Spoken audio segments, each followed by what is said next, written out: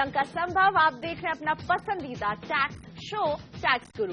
T से होता है टैक्स और टी से होती है टैक्स की टेंशन भी, लेकिन अच्छी बात यह है कि टी से ही होता है टैक्स गुरु भी। जी हाँ, वही शो जिसका नाम आते ही दूर हो जाती है टैक्स की सारी टेंशन। सिर्फ टैक्स गुरु ही करता है टैक्स से जुड़े आपकी हर मुश्किल आसान, ताकि आप बिना किसी सीए या टैक्स एक्सपर्ट, टैक्स प्लानर की मदद के कर सके अपनी टैक्स की बेहतर प्लानिंग और बनाए अपना भविष्य सुरक्षित। हमारे इस सफर में हमारा साथ देते हैं हमारे टैक्स एक्सपर्ट, यानी आप सभी के चाहते टैक्स गुरु सुभाष लखोटिया जी। तो सबसे पहले आपको बता देते कि आज हमारे शो का फोकस क्या है और खास है क्योंकि ये है हमारा 450वां एपिसोड, और इस खास एपिसोड में टैक्स गुरु आपके लिए लेकर आए एकदम खास गुरु मंत्र आपके फायदे की बात।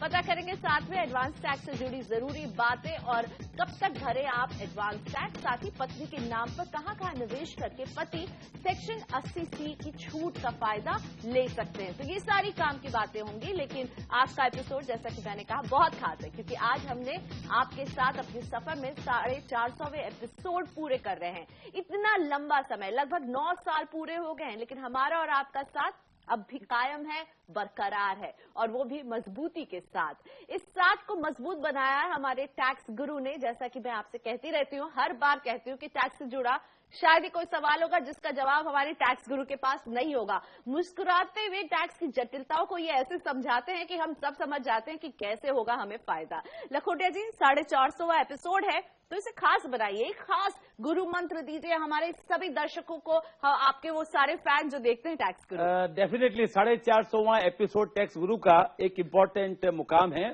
सबसे पहले दोस्तों, मैं हमारे CNBC आवाज के एडिटर संजय पुगलिया जी, मेरे प्रोड्यूसर, मेरे डायरेक्टर, मेरे एंकर और मेरे कैमरामैन, मेकअप मैन और पूरी टीम को धन्यवाद देना चाहूंगा, क्योंकि इतनी उन्होंने मुझे झेला है, मैं ये कहूंगा, और इतनी परेशानी के साथ इतने 450 एपिसोड हमारे कंप्लीट किए हैं। साथ ही साथ मैं हमारे सारे तमाम दुनिया भर में फैले हुए व्यूवर्स को धन्यवाद देना चाहूंगा कि उनका प्यार ही इस मुकाम तक हमें लाया है, सारी दुनिया में, चाहे देश में हो या विदेश में। अब आइए बात करते हैं आज का एक विशेष पॉइंटर जो मैं देना चाहता हूं आपके लिए। पहला है मनी के बारे में। माई money, our money, your money and their money, ये 4 पॉइंटर्स पे मैं चर्चा करूंगा, और मनी के साथ ही इंपॉर्टेंट होगा टैक्स प्लानिंग। सबसे पहला माई मनी। जीवन के उस मुकाम पे जब आप पहुंच जाते हैं पैसा कमाने, तो चालू कर देते हैं अपनी टैक्स प्लानिंग। मेरी इनकम, मेरी प्रॉपर्टी, मेरा ETC, मेरा टैक्स बचत। फिर अगला पड़ाव आता है अवर मनी। परिवार आ गया, आपके साथ पत्नी आ गई, तो फिर वही झंझट, सेक्शन 64 को ध्यान रखो, पत्नी की अलग से इनकम टैक्स फाइल बनाओ, HUF की फाइल बनाओ, परिवार के अन्य सदस्यों की फाइल बनाओ। ये हो गया हमारा अवर मनी, हमारी फैमिली की मनी, और इसकी टैक्स प्लानिंग अलग तरीके से होगी। तीसरा अब आया मोड हमारे पास, योर मनी। बच्चे बड़े हो गए, शादी हो गई, हमने उनको भी पैसे दे दिए, उनकी HUF बना दी, और उनकी HUF बना दी तो उनके लिए उनका अलग मुकाम हो जाएगा, किस प्रकार वे मैनेज करेंगे अपनी मनी को।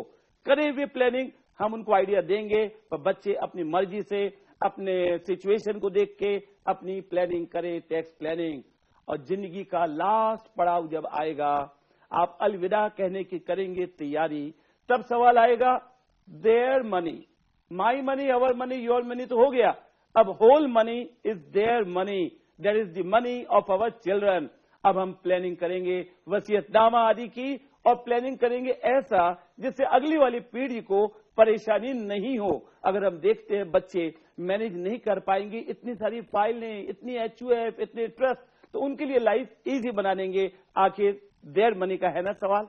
बिल्कुल, यानी कि लखोटिया जी ने साफ कर दिया, लाइफ के हर स्टेज में आपको एक प्लानिंग की जरूरत है ताकि आप पैसा भी बचाएं और टैक्स भी बचाएं। अब लेते हैं आपके सवाल, यानी हमारे दर्शकों के सवाल। पंकज सहगल जी का पहला सवाल, ये अपनी पत्नी के नाम पर 20,000 का निवेश करना चाहते हैं। किसी ने उन्हें बताया कि इससे टैक्स बचत का फायदा नहीं मिलेगा, अगर वो अपने नाम से निवेश करेंगे तभी उन्हें फायदा होगा। उनकी पत्नी हाउसवाइफ है। पंकज जानना चाहते हैं कि क्या करें पंकज जी। अगर हमने जवाब नो कह दिया ना, तो पति पत्नी में कुछ देर के लिए तो झगड़ा हो ही जाएगा, इनको हाँ तो बोलना ही पड़ेगा। हाँ जी पंकज जी, चिंता न करें, कम से कम आप PPF में और लाइफ इंश्योरेंस पॉलिसी, इन दो आइटम में अपनी पत्नी के नाम में निवेश कर दें और अपना टैक्स बचा लें, कोई तकलीफ नहीं है। संदीप दयाल जी का अगला सवाल, इनकी मां ने 1 करोड़ में अपना घर बेचा है। कॉस्ट इन्फ्लेशन का फायदा लेने के बाद इनका LTCG 80 लाख बन रहा है। संदीप जानना चाहते हैं कि टैक्स बचाने के लिए क्या वो 30 लाख का LTCG बॉन्ड और 50 लाख अपने नाम से घर खरीदने में निवेश कर सकते हैं? क्या इससे इनकम टैक्स बचेगा इनका? पहले तो आपकी मम्मी को बधाई, 1 करोड़ रुपए का प्रॉफिट हुआ है, लॉन्ग टर्म कैपिटल गेन, और 2 in 1 आपके घर में जरूर होगा। तो इसका उत्तर 2 in 1 को ही जाके पूछ लो। एक इक्विपमेंट कहलाता है 2 in 1। उसी प्रकार आज इनकम टैक्स बचाने के लिए मम्मी के नाम में 30 लाख रुपए का कैपिटल गेन बॉन्ड और 50 लाख रुपए का एक अलग से निवेश रेसिडेंशियल मकान में, दोनों चीजें कर ले, टैक्स बचेगा। चलिए, तो और अब देखते हैं जय पटेल जी का टैक्स बचेगा कि नहीं। इन्होंने सेक्शन 80C के तहत 2,48,000 रुपए का निवेश किया है। अब चूंकि वो 1 लाख का ही फायदा ले सकते हैं, तो जानना चाहते हैं कि क्या वो 1 लाख रुपए अपनी पत्नी के टैक्स रिटर्न में दिखाकर छूट का फायदा ले सकते हैं? लखोटिया जी ऐसा भैया, मेरा पैसा मेरी टैक्स की छूट, तुम्हारा पैसा तुम्हारी छूट, ये आएगा फॉर्मूला आपके काम का। अर्थात अगर आप चाहते हैं कि पत्नी भी छूट ले, तो पत्नी को अपने पैसे से 80C का निवेश करना पड़ेगा। ऐसा नहीं चलेगा कि आपने 1 लाख की जगह 2 लाख निवेश कर दिया, पत्नी के बिहाफ पे आपने दे दिया, बिल्कुल नहीं चलेगा। इसलिए पत्नी को बोलो, निकालो आंटी से पैसे, करो खर्च 80C निवेश में, तभी जाके बचा पाओगे, अन्यथा नहीं बचेगा टैक्स। ऐसे ही कुछ और काम की बातें और टैक्स बचाने की बातें होंगी। इस ब्रेक के बाद हम आपको बताने वाले हैं कैसे एडवांस टैक्स देना कितना जरूरी है, किन बातों का आपको ख्याल रखना और क्या है इसकी आखिरी तारीख। तो वापस आइए एडवांस टैक्स को समझने के लिए।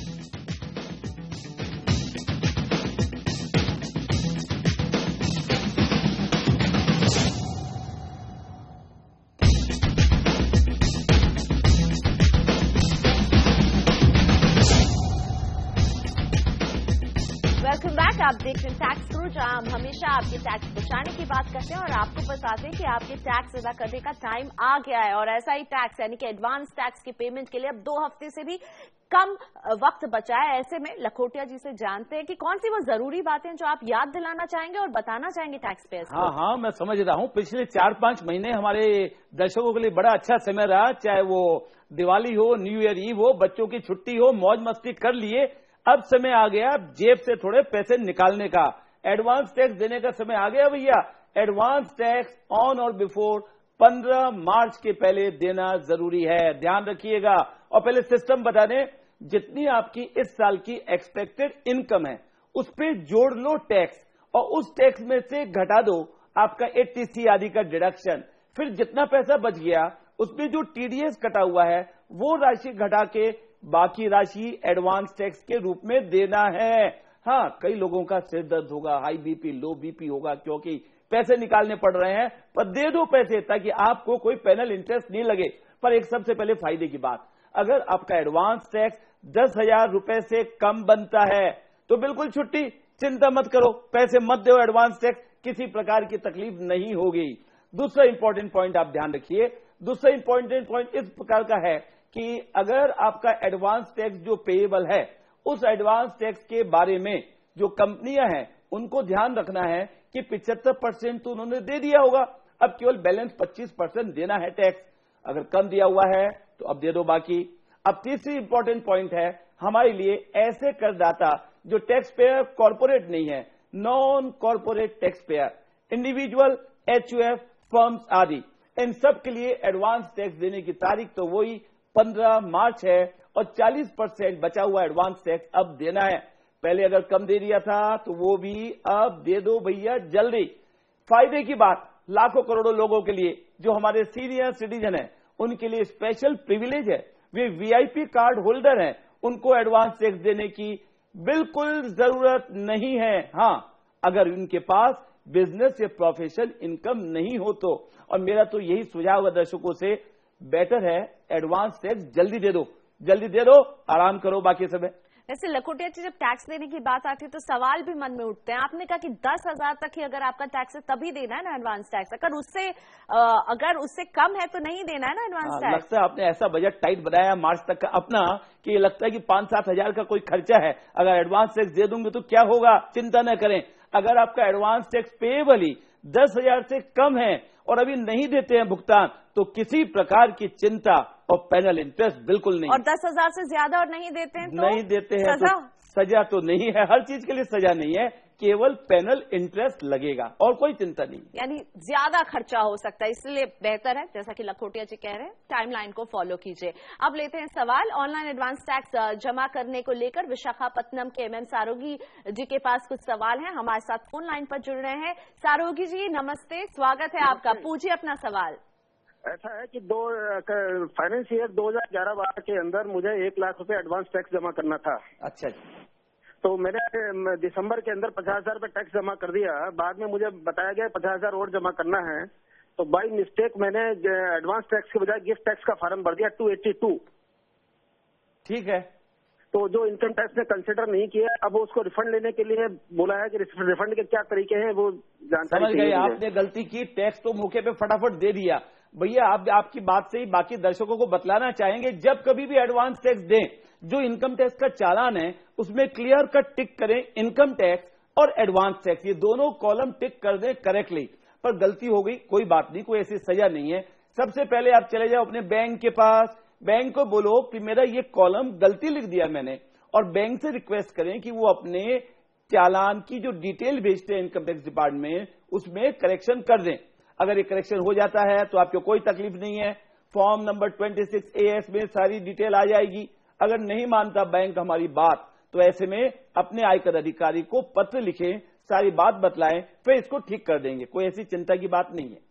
और अगला सवाल भी एडवांस टैक्स से जुड़ा हुआ है, लेकिन ये सीनियर सिटीजन का सवाल है। मेरठ से retired air force officer Rajiv Lochan जी जानना चाहते हैं कि वो सीनियर सिटीजन है और क्या सीनियर सिटीजन होने के नाते उन्हें एडवांस टैक्स देना चाहिए या नहीं। एडवांस टैक्स देने की बिल्कुल जरूरत नहीं है, पर एक ही कंडीशन, आपके इनकम फ्रॉम बिजनेस या इनकम फ्रॉम प्रोफेशन नहीं होना चाहिए। और सीनियर सिटीजन की एज की भी चिंता नहीं है कि सुपर सीनियर सिटीजन हूं या छोटा सीनियर सिटीजन हूं। कहने का मतलब है 60 साल से ज्यादा अगर उम्र हो तो एडवांस टैक्स मत दो सीनियर सिटीजन, कोई प्रॉब्लम नहीं। पर एक बात ही ध्यान रखना, इनकम फ्रॉम बिजनेस या प्रोफेशन अगर होगा आपका तो एडवांस टैक्स देना पड़ेगा, चाहे सीनियर सिटीजन ही क्यों न हो। तो सीनियर सिटीजन है, बिजनेस और प्रोफेशन से इनकम नहीं है, तो आपको एडवांस टैक्स भरने की जरूरत नहीं। लेकिन जिन्हें भरना है उन्हें याद रखना है कि 15 मार्च 2014 है आखिरी तारीख एडवांस टैक्स की आखिरी इंस्टॉलमेंट भरने की। लेकिन मार्च में एक और अहम तारीख है, 31 मार्च 2014। किन किन को भरना है अपना रिटर्न इस तारीख तक, आपको बताएंगे एक छोटे से ब्रेक के बाद।